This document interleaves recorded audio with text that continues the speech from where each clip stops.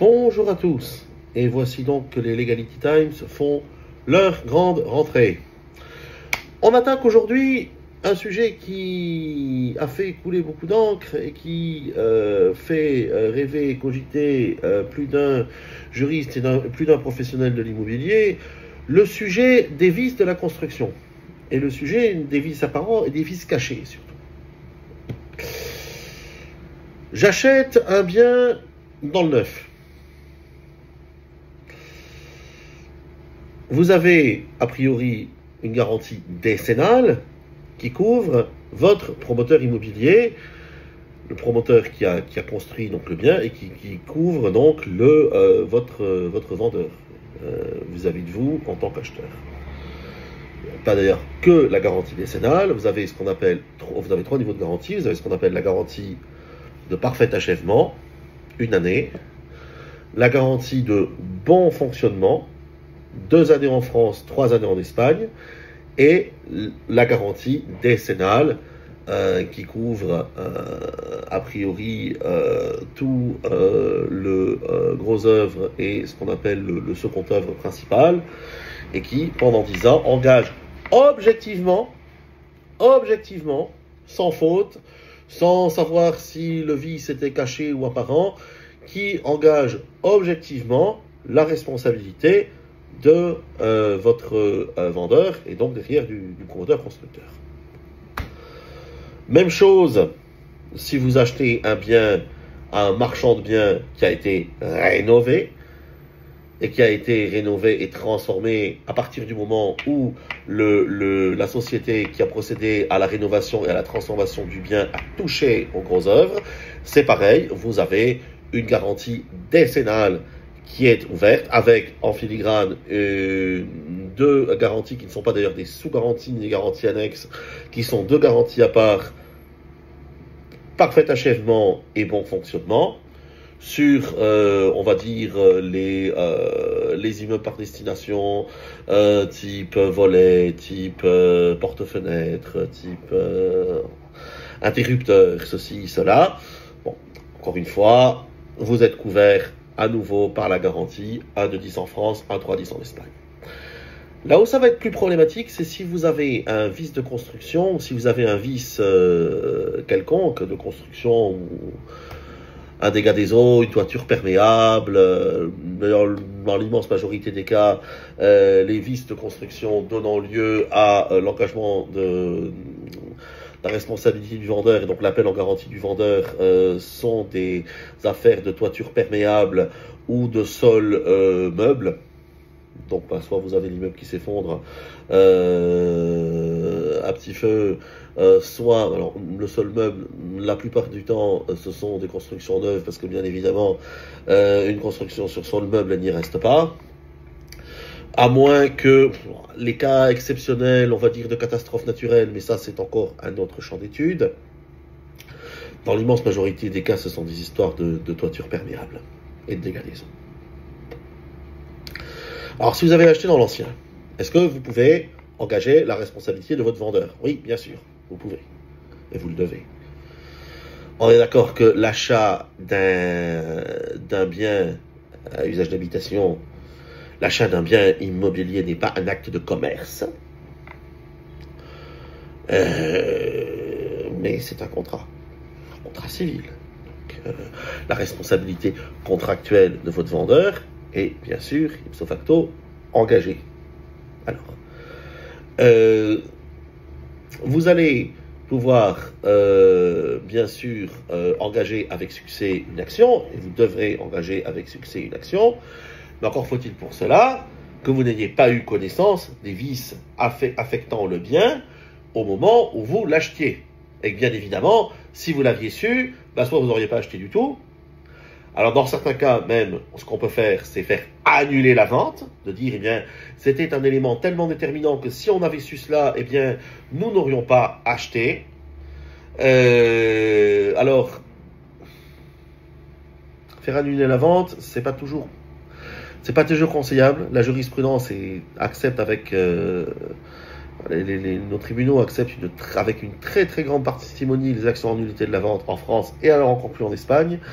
En réalité, pour faire annuler une vente, même si on est d'accord que c'était un élément déterminant, et même si vous aviez su jamais, jamais au grand jamais, vous n'auriez acheté, il faut soit que le bien soit impropre à sa destination, c'est-à-dire en l'occurrence qu'il ne soit pas habitable, ou bien que vous ayez explicitement spécifié un besoin particulier à votre vendeur qui vous l'ait vendu en fonction, et que ce besoin spécifique, on va dire l'usage pour ce besoin spécifique s'en trouve affecté. Voilà où en est aujourd'hui la jurisprudence. Bon. En vérité, ce que vous allez surtout faire, c'est que vous allez attaquer votre vendeur sur la théorie soit des vices cachés. Alors les vices cachés, c'est très simple.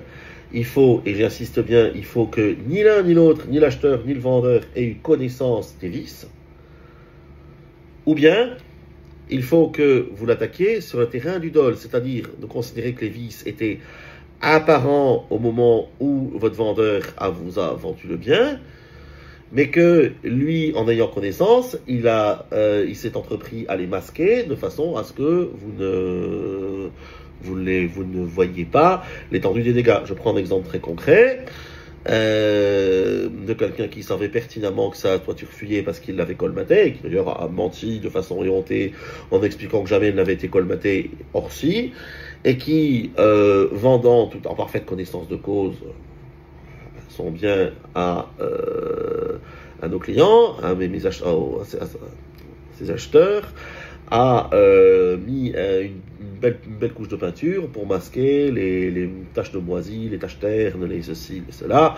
Bon, en faisant évidemment que c'était pour leur être agréable. Alors bien évidemment, au bout de 2 ou 3 mois, des moisissures sont apparues de partout, et le premier dégât des eaux s'est manifesté. Bon.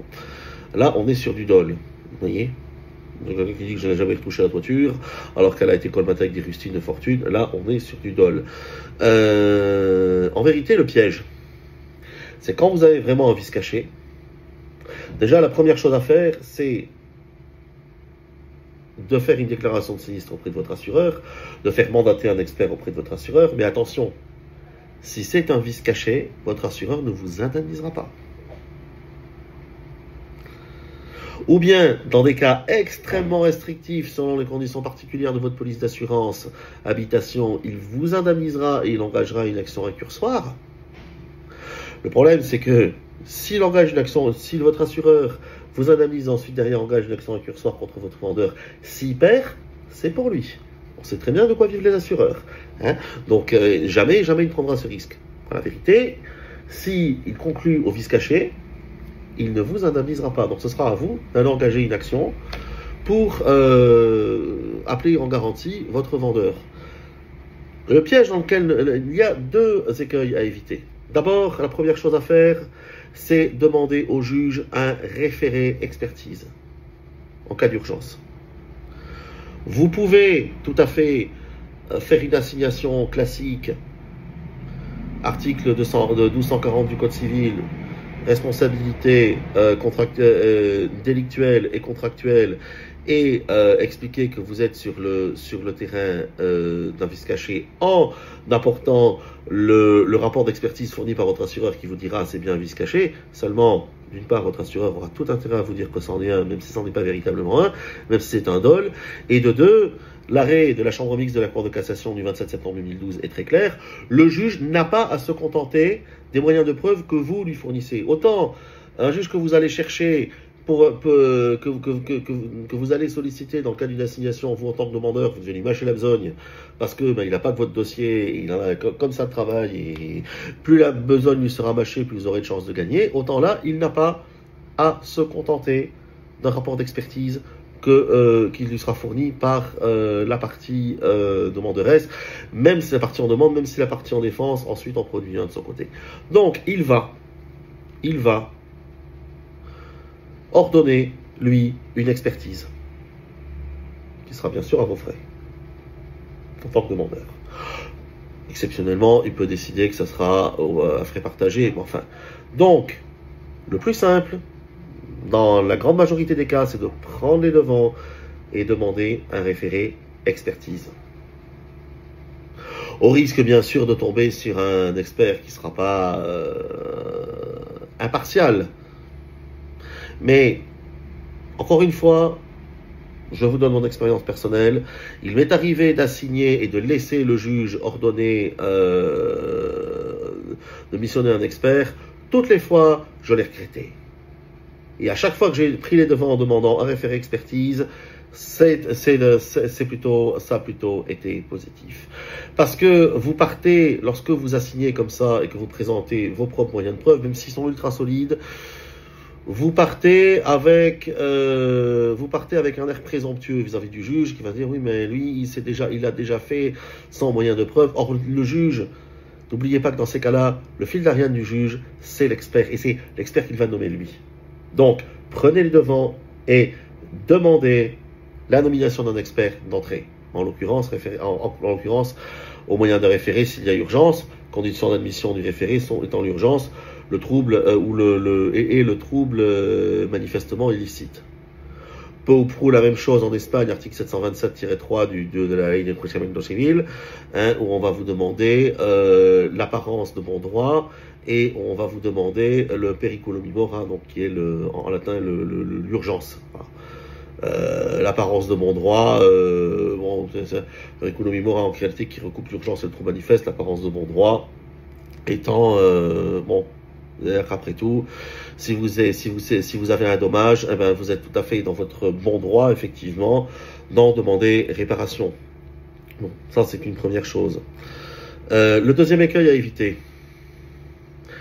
Si l'expert conclut au fait que le vendeur n'est pas pu ou n'est probablement ou n'est manifestement pas eu connaissance des dommages, même si vous avez l'intime conviction que c'est un dol, et même si vous avez l'intime conviction que votre vendeur savait pertinemment ce qui se passait, mais qu'il a tout fait pour masquer, si le vendeur conclut en disant « les dommages n'étaient pas apparents », surtout n'insistez pas et abondez dans son sens.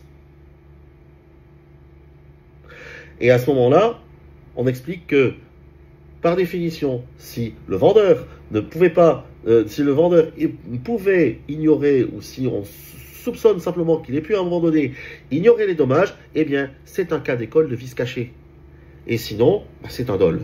Voilà. Si l'expert dit oui, le vendeur ne pouvait ignorer les dommages et manifestement il les a masqués, bon, le dol, il coule de source. En réalité, le critère qui sera retenu, c'est l'antériorité du dommage. Il faut absolument que, pour que vous soyez indemnisé, que l'origine du dommage se soit produit avant votre date d'acquisition. Et qu'à aucun moment, vous n'ayez pu en connaître. Après, le débat va se faire de la façon suivante, c'est-à-dire que soit l'expert va conclure, s'il ne conclut pas l'antériorité du dommage, de vous à moi, c'est foutu. S'il conclut l'antériorité des dommages, et qui dit il est possible que le vendeur n'ait pas eu connaissance des dommages, surtout vous n'insistez pas. Et vous dites ok. Donc tout ça, évidemment vous n'allez pas le faire seul, vous allez le faire via la représentation d'un avocat spécialisé. Il est assez rare dans ce genre de décision dans ce genre de dossier, que la bonne et juste décision soit rendue en première instance, surtout à juge unique. En Espagne, le juge unique est généralisé, en France, il se généralise de plus en plus. Dans l'immense majorité des cas, c'est en cour d'appel que ça se joue. Et c'est en cour d'appel, alors autant la cour d'appel déjuge rarement ce qui est dicté en première instance, autant les rares fois où elle reprend un jugement où on a été débouté en première instance en disant la preuve n'a pas été suffisamment ou n'a pas été correctement évaluée, c'est là. Vous voyez? Donc, quand on a un dossier qui est en béton, qui paraît imperdable, et que par malheur on se prend un gadin en première instance, on ne se laisse pas décourager. Surtout, la clé de tout, c'est quand vous êtes, vous, victime d'un dommage et que vous avez assigné en première instance, que vous avez un jugement qui vous déboute, même si vous avez une condamnation aux frais, même si c'est le jugement le plus ignoble, le plus inique, le plus injuste qui soit, comme j'en ai eu un il n'y a pas longtemps dans le sillon rhodanien, qui est parti en cour d'appel à Nîmes, là, Oui. Madame le président du tribunal judiciaire de Carpentras. Critiquer l'expert, c'est un droit. Un droit souverain. Eh oui. Et si l'expert dit des choses erronées, c'est le travail de l'avocat de dire que l'expert a écrit ou dit des choses erronées. Et si j'ai envie de considérer, Madame le président du tribunal judiciaire de Carpentras, que l'expert n'est pas impartial, je le fais. Que ça vous plaise ou non. À bon entendeur. Donc, tout ça pour vous dire que, même si vous avez le jugement le plus abscon qui soit, je ne jette pas le discrédit sur tel ou tel jugement. Chaque magistrat étant souverain d'édicter le jugement que bon lui semble. Mais il semblerait que parfois, les paramètres devant mener les juges à juger soient un peu galvaudés. C'est ce qui s'est passé présentement. Le tout, c'est que la cour d'appel reconnaisse qu'il y a eu un loupé en première instance. En général, dans ces cas-là, elle le fait. Alors, encore une fois, d'entrer en gagne du temps en demandant au juge, au magistrat, président du tribunal judiciaire du ressort territorial du lieu où se trouve l'immeuble, parce que c'est toujours le lieu qui se trouve l'immeuble qui détermine la compétence du tribunal, de nommer un expert. Et si jamais l'expert, encore une fois, s'il dit les dommages ne sont pas antérieurs à l'acquisition, c'est fichu, on en reste là, on n'insiste pas. Alors là, sauf à nommer une contre-expertise si manifestement l'expert a fait un travail qui n'est pas bon, ce qui est possible aussi, bien sûr. On demande au juge à ce moment-là de nommer un contre-expert. Mais enfin, bon. Si l'expert et le contre-expert s'accordent à dire que le dommage n'est pas antérieur, on n'insiste pas. S'il est antérieur, là on y va. Et si jamais vous avez le quart de l'ombre d'un soupçon de l'expert que votre vendeur ait pu ignorer ce qui se passait, surtout vous n'insistez pas et vous foncez sur le cas d'école des vices cachés. Et là, la responsabilité pour vices cachés, elle est objective. Article 541 du Code civil, on ne cherche pas s'il y a eu faute ou pas, elle est objective. Bien évidemment, si c'est une responsabilité pour dol, alors là, vous allez demander des dommages d'intérêt beaucoup plus conséquents, voire même réfléchir à une action pénale. Enfin,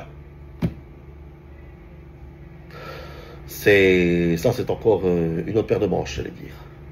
Donc, et pour en terminer, si on vous a vendu un bien avec des défauts, avec des imperfections, avec des vices, faites valoir vos droits et allez jusqu'au bout. Et ne vous laissez pas décourager par un acheteur qui aura beaucoup plus la part belle que vous en disant allez, circulez, il n'y a rien à voir, tout ça c'est du fantasme et c'est de la parlotte.